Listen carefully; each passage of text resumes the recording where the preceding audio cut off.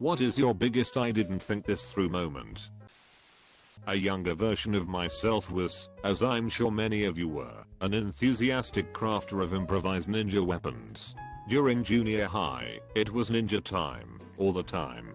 A certain portion of every day was devoted to wrecking the ceiling in the living room with bamboo stick twirling, and what I then imagined to be karate moves. The end of this phase came, when my endeavor was to make a set of giant nunchucks in the Buster Sword tradition of weapon proportioning. Each shank was a 3-foot long section of 2-inch dowel with an eye bolt in each, connected with a bike chain. It did not occur to me at the time that this would make each shank longer than my arm. Predictably enough, after a series of figure eights that no doubt would have dazzled my would-be opponent, I attempted to arrest the arc by stopping the opposite end under my armpit. The shank was long enough that I caught the same end I was holding, allowing the free end to merrily complete its transit, smashing me in the back of the skull and laying me out in the gravel of the driveway. I'm glad this event predates YouTube. I have a couple. Moon the freshman girls cross country team, because I thought they were my group of friends running by. One of the girls was the coach's daughter. Bad idea, insulting some kids, when I was in middle school, who were at least 5 feet bigger than me. I'm not a tall or smart man. Stealing another kid's homework, middle school again, and erasing his name, badly, and writing in my own. Using a deck full of level 3 and under monsters in a Yu-Gi-Oh duel when I was 13. I lost my only Egyptian god card in that duel because of my pride. Helping my friends through their breakup. Never do this. You will get shit from both sides. Masturbating before the bus came when I was 13. I missed the bus and got blue balls. Childhood friend and I were having a bonfire in the backyard. We were about 11 or so and started throwing random stuff into the fire to see how it burned. One of the objects ending up in the fire was a cheap plastic skateboard. After it sat in there for a while, I began to smell the burning plastic and thought to myself, this is probably putting off noxious fumes. I pulled the board out of the fire and the label on the deck was ablaze, with the flame a few inches from my hand. In a panic I threw the board down, causing quasi melted plastic to splatter off onto both of us. Fact, melted plastic attaches to the skin with a ferocity roughly equal to super glue and burns for several minutes before cooling. That sucked. I still have scars. Not me, but a coworker. In high school I had this crappy job working in a shipping warehouse. We did lots of mailers to businesses, and we'd spend a lot of time packing boxes with promotional materials about the latest Mack truck, or whatever. Once, we had this mailer that consisted of a poster in a cardboard tube, a VHS video, a letter, and a high-gloss 4-color sheet, a keychain. Just a bunch of random stuff. You fit it all into this cardboard form and drop it on a conveyor. Then the shrink wrap dude puts it through the shrink wrap machine.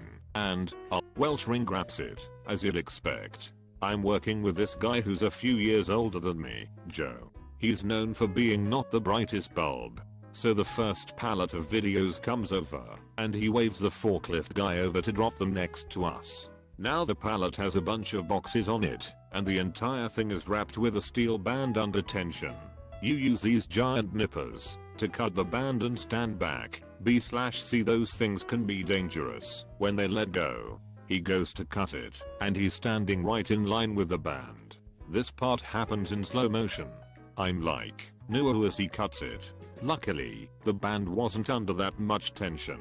It just pops and lays there, and he's like, ha, dude, you freaked out. So I'm like, whatever, let's do this. So he goes to take down one of the boxes on top. This pallet was stacked high over our heads, and he's like, it's not coming free. So he starts pulling on it, trying to free it up, like it's stuck to another box or something, and he's pulling and pulling, and I see the whole stack rocking back and forth. I'm like, dude. So he stops, and he goes and gets an office chair with rolly wheels, and proceeds to stand on it so he can get better leverage. Now he's teetering on this chair, pulling and pulling, and I'm like, Joe, when that thing comes free. Just then it does. He just recovers his balance and hops down with it. I'm like, phew. So he goes, here, put this on the work table. I'll get the cardboard tubes. And he hands off the box. I look over at the work table and there's no room. He had taken a big stack of high gloss sheets and stuck them right in the middle, leaving no room for the box. I don't want to set the box down on the floor because our boss gets mad if he ever sees anyone put anything more than a couple of pounds on the floor. Then it has to be picked up, hurt back can't claim. So I'm like, Joe, can you push that stack over before you get the posters? Sure. He walks over to the stack, about 1.5 feet high, and he slaps his hands on either side near the bottom, presses in, and gives it a good hard push. His hands move back about 6 inches. The sheets stay put. He looks at me in shock. Slowly he brings his hands up to his face. You think you know a paper cut? Joe knows a paper cut. He's got a couple of 100 paper cuts along the entire surface of his palms and all over his fingers, densely packed. You know that saying, cut to ribbons?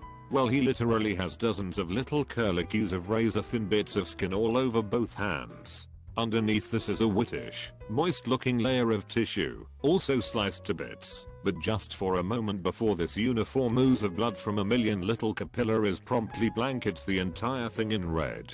It cools in another few seconds. It's running down both arms. He puts his hands flat and cups them, but it just wells up and starts streaming onto the warehouse floor. Then the pain. His face collapses into a wince, a simpering, helpless look at the sudden, sheer magnitude of the pain. If anyone's interested, I can also tell the story of when Joe and I were tasked with restacking pallets to accommodate the new shelving system. My dad is a physician.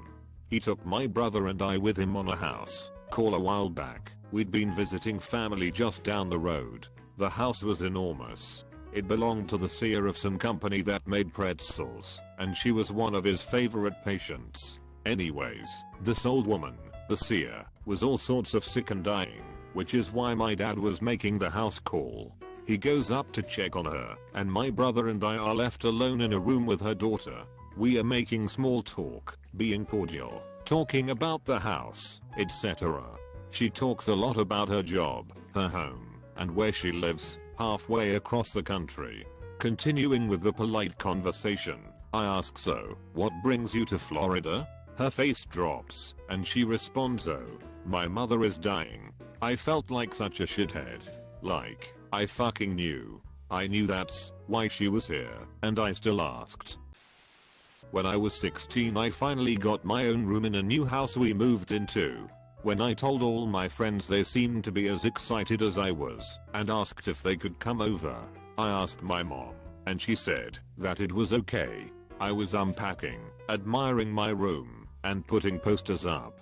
My friends weren't scheduled to be there for another 2 hours at least. When I had everything unpacked, and I was laying on my bed thinking that the room looked good, but I was missing something. And then I had the great idea, Christmas lights. I'll have the coolest room ever, I was thinking. So in a last minute attempt to impress my friends with these lights, I run into the basement and dig them out of the Christmas decorations. When I got back to my room, I began to staple them up around the perimeter of my ceiling. And now, the moment of truth. I turn on the room light and flick the switch for the Christmas lights. And oh, they are blinking on and off at 3 different speeds, but there isn't a way to stop it. Now here comes the fucking brilliant idea.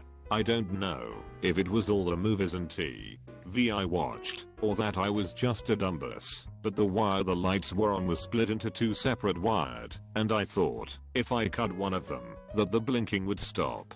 I run to the kitchen and grab a steak knife and run back to my room. So, I'm standing there with the wires in my hand trying to decide which one to cut, like I'm disarming a bomb. When I finally make my decision and cut the wire, I remember seeing a bright blue flash. When I woke up, all the power in the house was off, and my mom was freaking out because she heard a crash. That was me hitting the floor, and the power went out at the same time.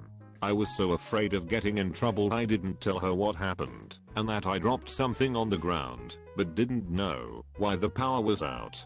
I went to the washroom to splash some water on my face when I noticed in the mirror that my nose was bleeding. Also, I had a strong taste of copper in my mouth for some reason. I saw that my bike's handlebars and front tire were unaligned. Mid-ride, I decided to rectify this by kicking the front wheel, as I usually did while idle. My mind froze as I noticed the world was tilting towards me. I registered pain in my foot. Then it clicked, and I realized my foot was jammed in between the fork and the wheel as my shoe had caught on the tire. I went body first into the concrete and the bike landed on top of me, next to a busy highway. In 2nd grade, I stole the class hamster. I really wanted a hamster. I just hung back and grabbed him when I was the last person in the room. I put him in my pocket on the bus ride home. He bit me a few times and chewed through the lining of my pocket. I did a lot of thinking about how I could explain it to my parents, and I decided to just act all excited and say I found a white mouse. It came out very quickly that it was not, in fact, some random white mouse. I remember saying that some kid on the bus, a mysterious redhead head smack, had given him to me. I don't remember the punishment, but I did get a real hamster at some point. At the top of a hill I'd only driven, I pointed my Fuji S12S downhill and pedaled hard to build speed to tackle the upcoming ascent. The hill turned as it descended. I crossed the center line, avoided an oncoming car, and then braked hard, but ran out of pavement. I went at nearly full speed into a telephone pole, breaking my back and leaving me permanently paralyzed. I've been in a wheelchair for over 32 years. My brother and I wanted a night out in town with some old school friends. It was a week before Christmas in 2010, and it had snowed very heavily and was bitterly cold outside. We waited at the bus stop as we both wanted a drink, but sure enough a car pulled over to inform us that buses weren't running. He offered us a lift 5 minutes up the road, which we accepted. After being dropped off, we decided to walk to town through the snow, knowing full well that it usually took just under an hour to get there by foot.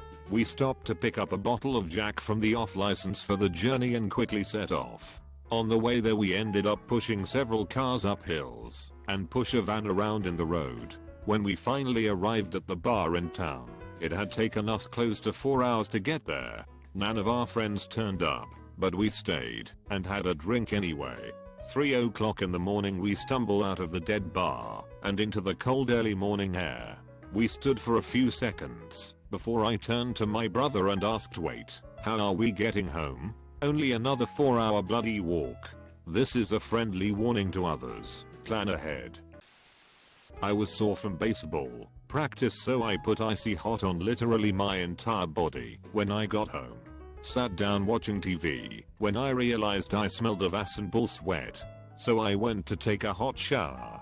The second the water hit me, a screaming flurry of holy fucking shit reverberated throughout my neighborhood as I ran buck naked through my house. The worst part was I didn't know what to do. I was just running around nude, screaming like a little girl, and yelling profanities.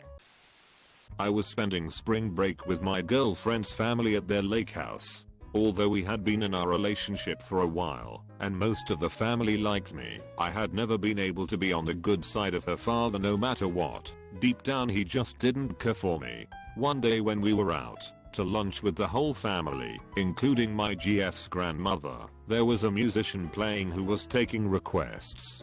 I looked over the list and saw my favorite song of all time, Sexual Healing by Marvin Gaye. I ran up, tipped the man a few dollars, requested the song, and sat back down. 2 minutes later, the musician starts playing my song. Bye-bye, I'm hot just like an oven. I need some lovin'. I thought. I didn't think this one through.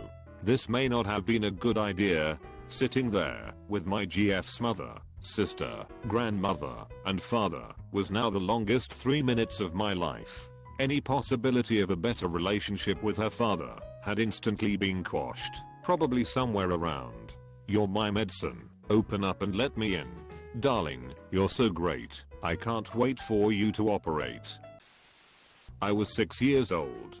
I had tied a rope to the top of my father's forklift for swinging purposes. As per some commercial I saw, I decided to bite the rope and swing from my teeth. My 50 pounds immediately broke my upper jaw, making my front teeth stick out forward. perpendicular from my face. I didn't cry, I just hit the ground, covered my mouth, and ran to the bathroom. I did start screaming uncontrollably after I saw the blood pouring from between my fingers. My only memory after this is eating tomato soup on the floor and crying when the spoon grazed my out-poking teeth. The only lasting effect has been a neurosis about oral hygiene. When I was a kid I saw a bungee jumping video and thought it was the craziest thing I've ever seen, so I had to do it. Next thing I know I was at a jungle gym with a piece of rope. I tied the rope to a pole at the top of the gym and then tied the other side around my waist, really fucking tight cause I thought I made the shittiest knots. When I jumped off I didn't bounce back. I just hung there for maybe 20 minutes with my full body weight digging into my stomach before some stranger ran over to save me. Now that I think of it, what I did didn't even resemble bungee jumping at all.